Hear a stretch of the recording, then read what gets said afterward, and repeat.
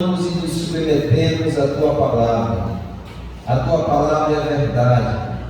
Nessa noite, o Teu Espírito Santo nos conduza por ela e nos ensine, Senhor. Assim te peço e te agradeço, em nome de Jesus. Amém. Irmãos, essa é a carta mais extensa das 7 cartas que João fala às igrejas da Ásia no Apocalipse. Interessante que a carta mais extensa é dirigida à cidade menos importante. A cidade de Tiatira é uma cidade que ela não tem um centro político eminente como as demais. Ela também não tem um poder religioso como as outras cidades de Efésio, de Pérgamo, as demais que nós já estudamos, que nós já aprendemos.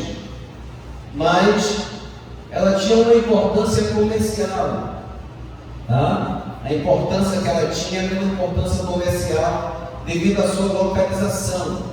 Ela era uma cidade de passagem, ficava no centro da rota de passagem de todas aquelas cidades.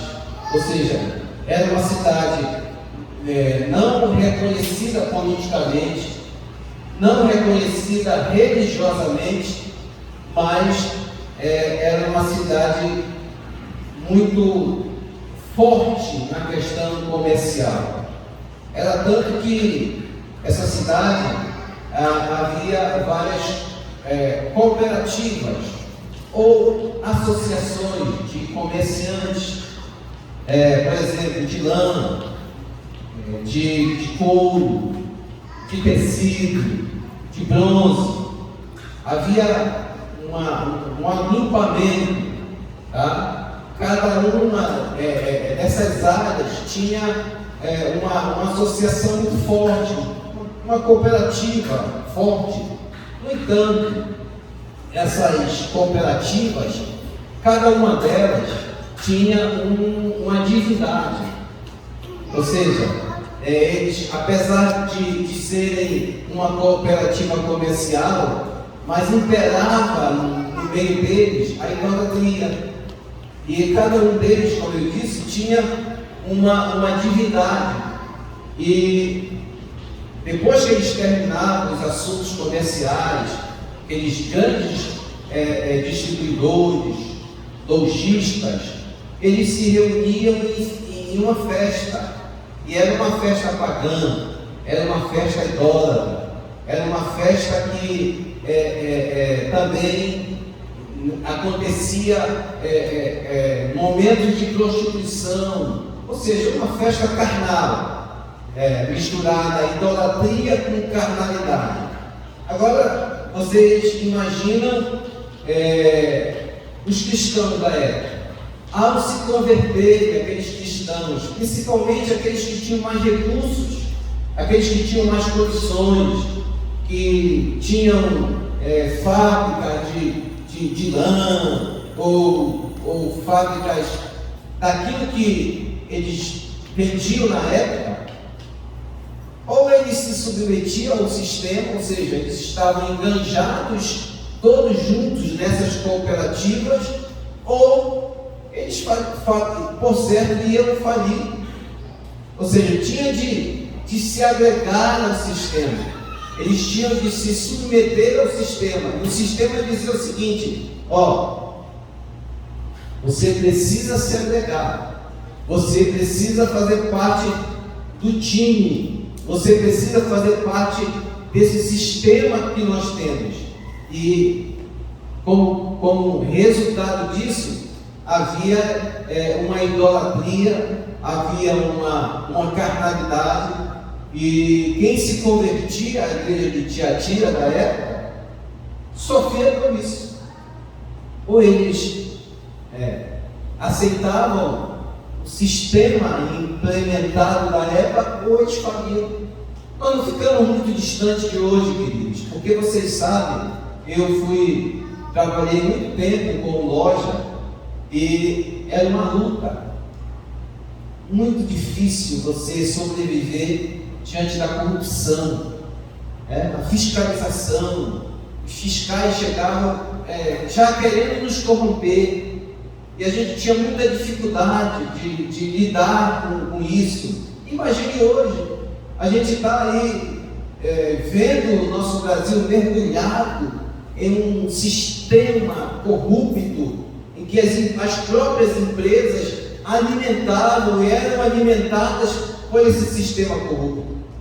Aí está muito claro, caiu por terra tudo isso aí, e nesse tempo também existia esse problema, só que com uma dificuldade a mais, que ele envolvia divindades.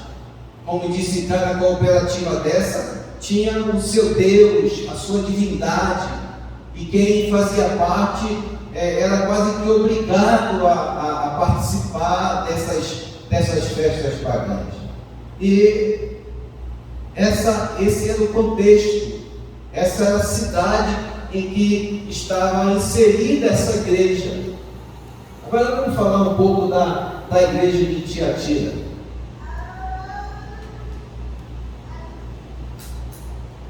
A igreja de Tiatira, ela, quando Jesus ele fala essa igreja, ele exalta algumas coisas.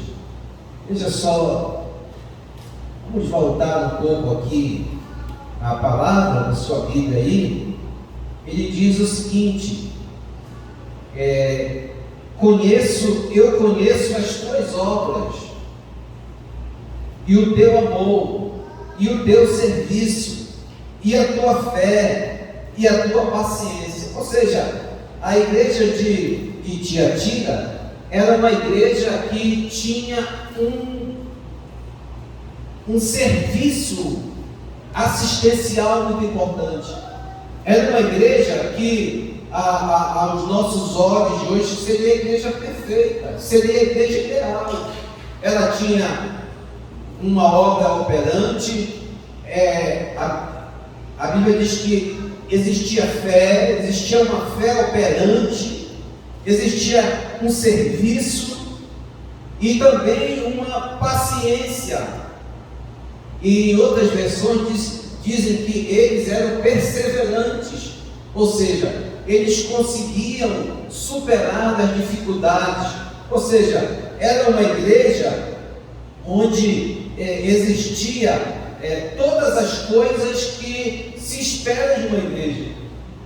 E ainda mais, o Senhor diz que essa igreja, as últimas obras tinham sido melhores do que a primeira. Então vejam bem que era uma igreja que estava crescendo, estava avançando. Não era uma igreja que estava regredindo naquilo que fazia. Era uma igreja que estava avançando. As últimas obras, os últimos acontecimentos, os últimos cultos naquela igreja tinham sido melhores do que os primeiros. Ou seja, era uma igreja em pleno avanço, em pleno desenvolvimento. Poderíamos dizer que não faltava nada nessa igreja, tá?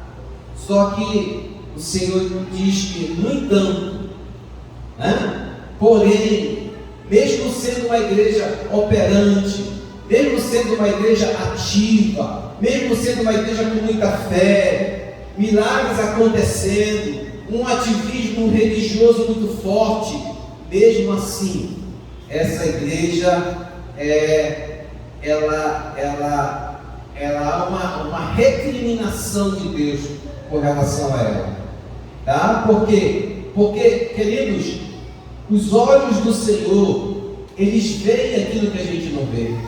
A Bíblia diz aqui nesse texto que os olhos do Senhor são como chama de fogo.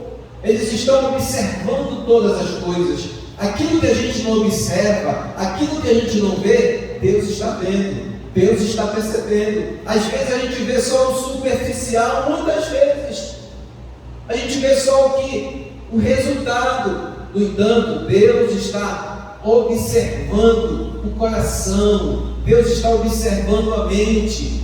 E para a gente pode parecer que uma igreja ativa, uma igreja avivada, uma igreja onde todas as áreas estão funcionando bem, parece que para a gente é o suficiente.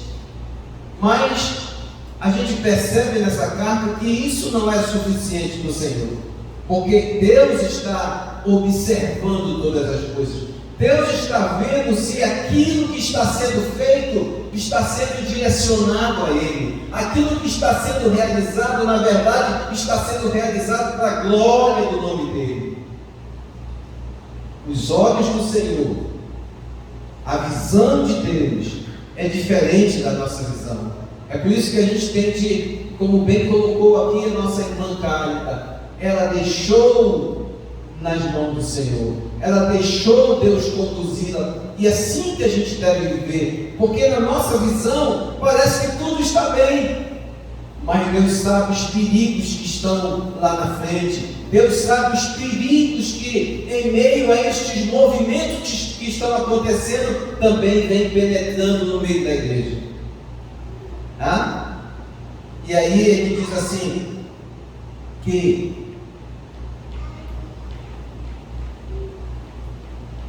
ele diz que tenho, porém, contra ti, mesmo como eu disse, mesmo com todo esse avivamento evidente, mesmo com essa atividade, mesmo com esse atendimento, porque fala de boas obras, então as pessoas estavam sendo bem assistidas naquela igreja, né?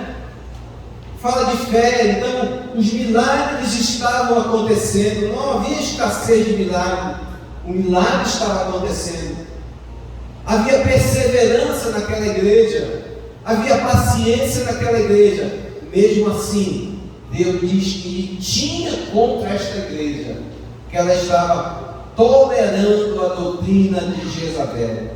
Ou seja, mesmo com todas essas virtudes eminentes, evidente nesta igreja,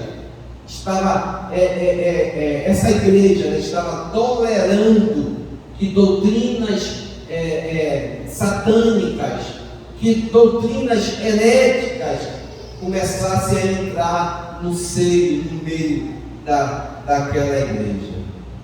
Sabe, irmãos, nós precisamos ser muito cuidadosos, porque às vezes a gente acaba se empolgando com o nosso ativismo, né? Eu coloquei alguma coisa sobre ativismo religioso hoje, postei alguma coisa, mas às vezes nós estamos tão envolvidos com a obra de Deus, nós estamos tão envolvidos com as festas, com os congressos, com as assistências sociais, que a gente não percebe que começam a se infiltrar no nosso meio algum tipo de ensinamento estranho, algumas doutrinas diferentes, e a gente começa a baixar a guarda, a gente começa a dizer, não, mas está tudo bem porque Deus está operando, está tudo bem porque os milagres estão acontecendo, não está tudo bem porque Deus está usando as pessoas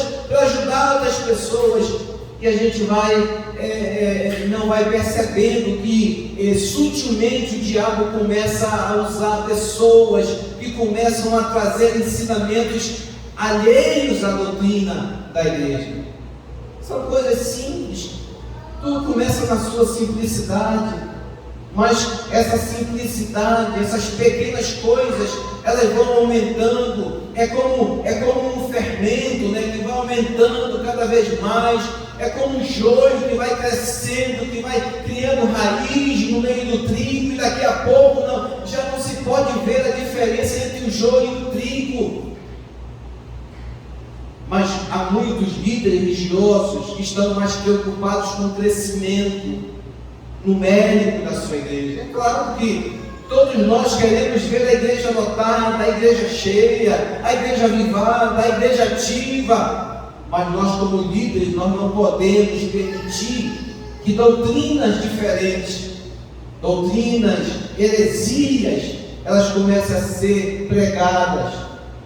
pessoas que vêm trazendo ensinamentos diferentes, e a gente pode dizer assim: não, vamos permitir porque isso traz pessoas, vamos permitir porque quando isso acontece a igreja lota, as pessoas ficam avivadas, as pessoas são motivadas. Não, queridos, nós não podemos permitir. Há multidões de pastores, de mestres, evangelistas, inteiramente sob o engano sedutor da doutrina de Jezabel. Esses mestres, seduzidos por sua vez, estão produzindo filhos da sedução. Ou seja, quando eu me deixo seduzir como líder, eu vou criando outros que também vão se seduzindo, e esses falsos pregadores, na verdade, acabam mandando mais gente para o inferno do que os próprios traficantes de drogas, do que as próprias prostitutas, porque, queridos, a heresia, ela é muito sutil. Ela é muito sutil. Hoje você troca uma lâmpada, amanhã você troca uma pintura, depois você começa a trocar a liturgia, daqui a pouco você começa a deixar a Bíblia de lado, você vai trazer o ensino não baseado na Bíblia, porque já prejudica toda aquela liturgia, todo aquele ambiente que você preparou. Tem gente que já não canta os hinos da harpa, porque diz que o hino da harpa é arcaico, ficou para trás. Queridos, não existem hinos tão lindos como os hinos da harpa. Uma letra maravilhosa. Hoje pela manhã nós cantamos o hino no final da nossa escola bíblica, e a gente sentiu a presença de Deus só de cantar o hino da nossa harpa cristã. Doutrinas, coisas que vão sendo infiltradas no nosso meio, tentando nos afastar. E a gente diz: não, mas está tudo bem, porque a igreja continua cheia, está tudo bem, porque a igreja continua ativa, está tudo bem, porque os milagres estão acontecendo. Mas os olhos do Senhor, eles estão observando a cada um de nós. Ele observa aquilo que a gente não vê. Se a gente não tiver cuidado, a heresia, ela não mata a princípio. A heresia, ela vai destruindo aos poucos, ela vai corroendo como câncer no corpo humano, ela vai destruindo aos poucos a imunidade, vai limitando a resistência até dominar por completo a vida de uma pessoa. A marca do cristão seduzido por essas doutrinas é porque esse cristão ele não tem raízes. Ele é levado de um lado para o outro. E hoje é uma marca, infelizmente, é uma marca das igrejas evangélicas, é justamente essa: não há raízes.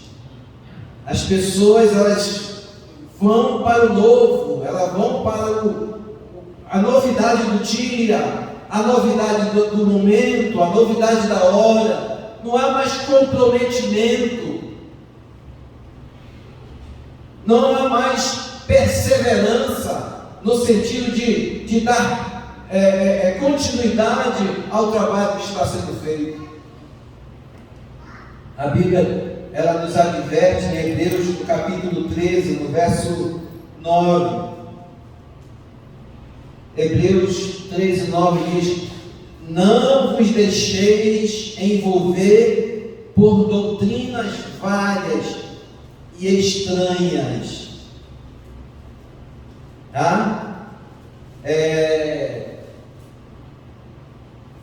doutrinas que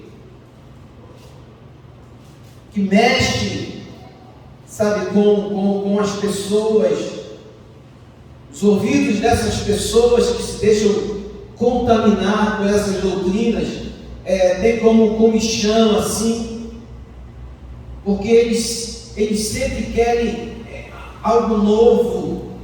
Só a autoridade da palavra de Deus não é suficiente. As pessoas hoje, o pastor Valdir pela manhã pregando, disse que ele foi em uma igreja e ao chegar numa grande festa, e ao chegar naquela festa, logo na entrada, a pessoa chegou com ele e já disse assim: pastor, só tem poucos minutos hoje para pregar a palavra, porque nós temos muita gente para cantar. E ele disse: não precisa pregar, não. Se preocupe comigo, não, que eu não faço questão de pregar. Olha só. Porque a palavra hoje, ela já não tem um espaço que é importante para confrontar as heresias, as doutrinas. E você sabe, a doutrina de Jezabel, não vamos nos ater a explicar a doutrina de Jezabel, mas a doutrina de Jezabel, ela é mais ou menos assim, ela instiga, e lá em Reis, onde fala, ela diz que ela instiga a pessoa a praticar aquilo que está no coração. O rei Acabe, por natureza, era um rei perverso, era um rei mau. E aí ele acrescenta essa maldade de casar com uma mulher perversa. E essa mulher, ela instigava o rei Acabe a praticar coisas ruins. Então, o que vinha a ser essa doutrina? Essa doutrina, ela entra no meio, no seio da igreja, e ela começa a instigar, a incentivar aquelas pessoas que têm pouco conhecimento de Deus, aquelas pessoas que têm pouca intimidade com Deus, a fazerem coisas erradas, a viverem uma vida mundana e ao mesmo tempo uma vida na igreja, a não separar o santo do profano. É mais ou menos isso que estava acontecendo. A igreja de Tiatira, existiam as pessoas que serviam ao Deus com sinceridade. No entanto, eles estavam tolerando. Havia uma tolerância com relação ao pecado de tantas pessoas que estavam no meio da igreja. E não havia assim uma confrontação. Não havia uma chamada de atenção da liderança dessa igreja. É o que acontece hoje, meus amados irmãos. Infelizmente, você não pode chamar a atenção das pessoas.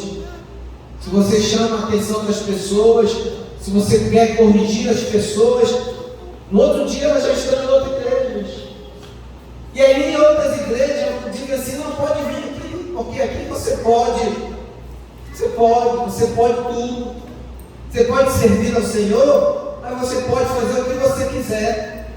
Era o que estava acontecendo. E aí Jesus chama a atenção e diz assim: olha, não adianta o ativismo religioso, não adianta vocês terem tanta fé, não adianta vocês praticarem boas obras, se vocês permitem, se vocês concordam que no meio de vocês exista alguém que esteja ensinando uma doutrina errada. Eu louvo a Deus e eu agradeço a Deus porque nós aqui temos o mesmo espírito, temos tido o mesmo pensamento. Dificilmente, eu não digo que nunca, mas dificilmente qualquer doutrina diferente da doutrina bíblica que tem, como dizem, se criado no nosso meio. Por quê? Porque a gente tem exposto a palavra, porque há uma só concordância, um só coração. E aí, quero ler 3 textos que falam sobre isso. Diz assim, Atos 17, 21 diz assim: pois todos os atenienses e estrangeiros, residentes, de nenhuma outra coisa se ocupavam, senão de dizer e ouvir alguma novidade. Olha aí, aqui está falando dos atenienses. Eles queriam novidade, por isso eles tinham vários deuses, porque sempre eles queriam coisas novas, diferentes. Eu fico preocupado, irmãos, com essa geração de hoje que sempre está em busca do novo, acha que a palavra de Deus já foi ultrapassada, acha que a liturgia do culto, do servir a Deus, já está ultrapassada. Não, amados. A palavra de Deus sempre deve ser para nós novidade de vida. Ainda um outro texto diz assim: porque virá tempo em que não sofrerão a sã doutrina, mas tendo comichão nos ouvidos, amontoarão para si doutores conforme as suas próprias concupiscências. William Barclay disse o seguinte, ele diz o seguinte, é um grande escritor, ele diz assim: uma igreja cheia de gente, cheia de energia e atividade, não é necessariamente uma verdadeira igreja. É muito fácil encher uma igreja quando os fiéis vêm para ser entretidos e não para ser instruídos, para ser tranquilizados, em vez de desafiados e confrontados com a realidade de seus pecados e com a oferta de salvação. Em vez de ser uma congregação cristã, não passa de um clube social. Então, o que a doutrina de Jezabel oferecia? Ela oferecia um cristianismo liberal, sem regras, sem proibições, sem legalismo, adaptada ao mundo. É o que a igreja contemporânea de hoje, muitas igrejas infelizmente têm oferecido. Ela oferece conforme a clientela, conforme o gosto do freguês, né? Hoje deixou-se de pregar o evangelho que confronta, o evangelho que liberta, o evangelho de salvação, para se pregar o evangelho do entretenimento, para agradar as pessoas. Lamentavelmente tem acontecido isso. E qual é a marca do crente maduro? Esse crente maduro, o crente doutrinado, é o crente que não se deixa levar por qualquer vento de doutrina. Ele não é manipulado por nenhum líder religioso, ele não é manipulado por nenhum sistema religioso. Ele é doutrinado pela palavra de Deus. A gente vai ficar por aqui. Ao final da palavra, ainda dessa carta, diz que Deus ele é orgânico e que ele deu um tempo para que a igreja de Tiatira se arrependesse.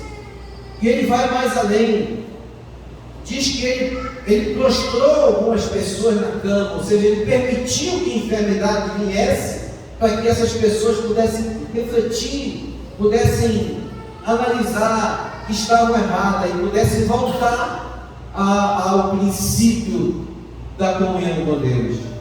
Mas ao final ele promete, né? E sempre ao final das cartas há uma promessa, como para todos nós, apesar de todas as dificuldades que a gente vive, que a gente enfrenta, ao final de tudo, sempre Deus tem uma promessa.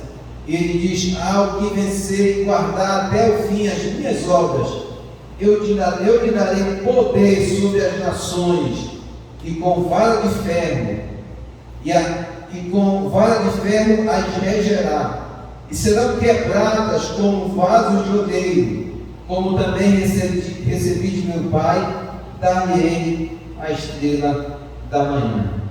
Que Deus nos abençoe e a gente continue sendo uma igreja ativa, cheia de fé, de boas obras, mas que a gente não permita que no nosso meio seja semeada uma doutrina que não seja a doutrina nossa, a doutrina da palavra de Deus. Essa doutrina de Jezabel é muita coisa para falar sobre ela, mas ela praticamente diz e prega e ensina a liberdade. Ou seja, você pode viver uma vida devassa, você pode viver uma vida de pecado, mas mesmo assim servir a Deus. É o que a gente tem visto, irmãos.